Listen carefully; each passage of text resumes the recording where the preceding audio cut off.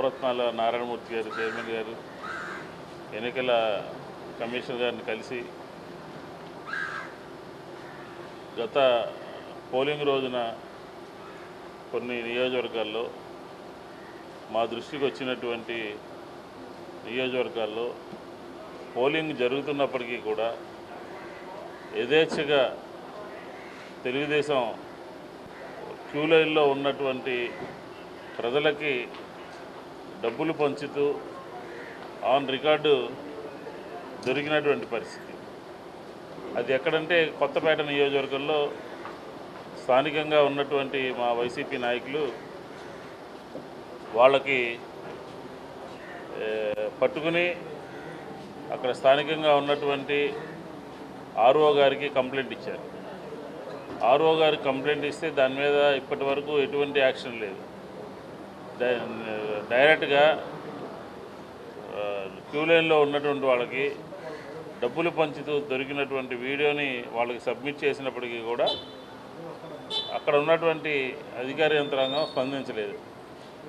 ఆ నియోజకవర్గంలో ఉన్నటువంటి మా వాళ్ళు మళ్ళీ ఇలా జరుగుతుందని చెప్తే ఈరోజు పూర్తి ఆధారాలతో పూర్తిగా ఎన్నికల కమిషన్కి ఈరోజు మేము ఇంత పెద్ద ఎత్తున యథేచ్ఛగా ప్రజల యొక్క అభిప్రాయాన్ని తెలుగుదేశానికి అనుకూలంగా మార్పు చేస్తూ డబ్బులు పంచుతూ ఎన్నికల పోలింగ్ రోజున క్యూ లైన్లో ఉన్నటువంటి ప్రజలకు కూడా డబ్బులు పంచుతూ అక్కడ ఉన్నటువంటి కొత్తపేట నియోజకవర్గంలో జరిగినటువంటి సంఘటనని ఈరోజు కూడా మళ్ళీ ఒకసారి గుర్తు చేయడం జరిగింది. దాని మీద మేము ఇచ్చినటువంటి కంప్లైంట్ మీద తదుపరి చర్యలు తీసుకోవాలి అని చెప్పని కోరటం జరిగింది. క్రిమినల్ యాక్షన్ తీసుకోవాలని చెప్పని కోరటం జరిగింది. దీంతోపాటు ఈ రాష్ట్రంలో తెలుగుదేశం చేయనటువంటి కుట్ర లేదు, చేయనటువంటి కుతంత్రం లేదు. అన్ని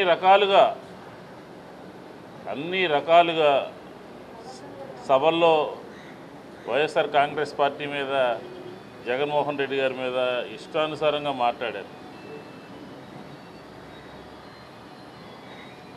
ఇష్టానుసారంగా ఎల్లో మీడియాలో వ్యతిరేకమైనటువంటి వార్తలు రాయించారు.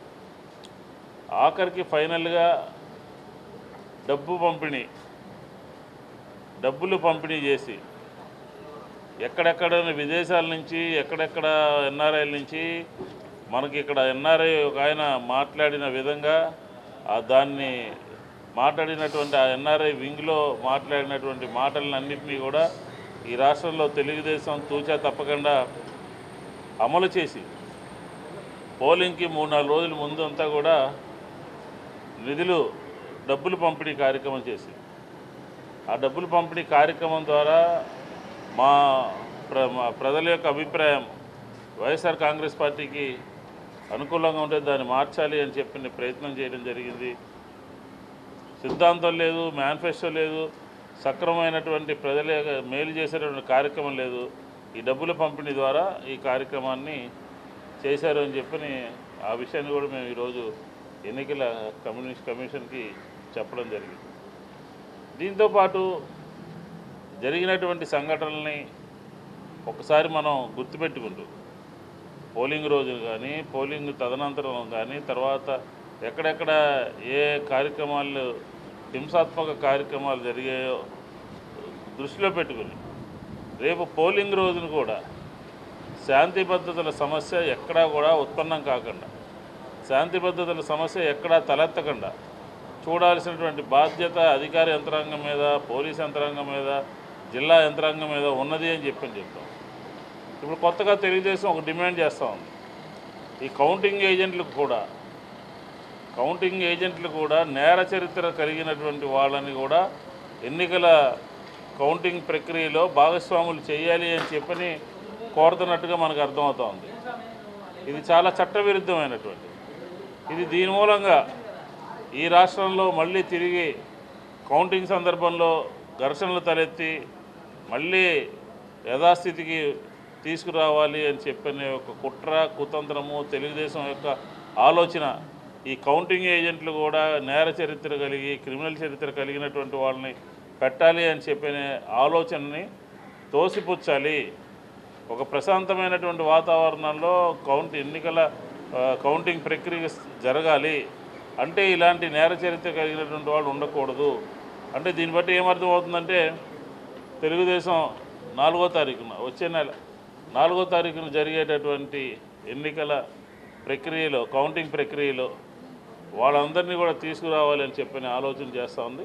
కాబట్టి ఈరోజు అలాంటి కార్యక్రమం కూడా చేయకూడదు అని చెప్పిన కూడా ఎన్నికల సంఘాన్ని మేము కోరడం జరిగింది అని చెప్పి ఇప్పటి వరకు మనం చూసాం. ఎన్నికల్లో ఎన్ఆర్ఐలు వేరే రాష్ట్రం నుంచి వేరే దేశం నుంచి డబ్బులు పంపిణీకి కానీ ఓట్లు వేయడానికి కానీ అక్కడి నుంచే ఫోన్లు చేసి ఒక తెలుగుదేశం ఎన్ఆర్ఐ వింగ్ అని చెప్పని ఒకటి పెట్టుకుని అక్కడి నుంచే ఫోన్లు చేసి ఈ రాష్ట్రంలో అందరికీ ఫోన్లు చేయడం కానీ ఇదంతా చూసాం. ఇలాంటి సందర్భంలో మనకి ఒకటి గుర్తొస్తూ ఉంది. చంద్రబాబు నాయుడు గారు ఎక్కడికి వెళ్తున్నాడో చెప్పకుండా, ఎవరిని కలుస్తున్నాడో చెప్పకుండా, ఏ దేశం వెళ్తున్నాడో చెప్పకుండా ఆయన గాయపోయాడంటే ఖచ్చితంగా ఈ ఇతర దేశాల్లో ఉన్నటువంటి కుట్రదారులందరినీ కూడా కలుసుకోవడానికి వెళ్తున్నాడు అని చెప్పనేదే మా యొక్క ప్రధానమైనటువంటి ఆరోపణ. కాబట్టి ఏం చేసినా డైరెక్ట్గా జగన్మోహన్ రెడ్డి గారు ఈ కార్యక్రమానికి ఈ ఊరికి వెళ్తాము చెప్పేటటువంటి నైజం కలిగినటువంటి లీడరు జగన్మోహన్ రెడ్డి గారు. ఎవరికీ చెప్పకుండా దొంగచాటుగా విదేశాలకు వెళ్ళారంటే చంద్రబాబు నాయుడు గారి పిఏ శ్రీనివాస్ విదేశాలకు పోయాడు. అలాగే స్కిల్ డెవలప్మెంట్ కుంభకోణంలో 2 మీడియేటర్లు విదేశాలకు పారిపోయారు.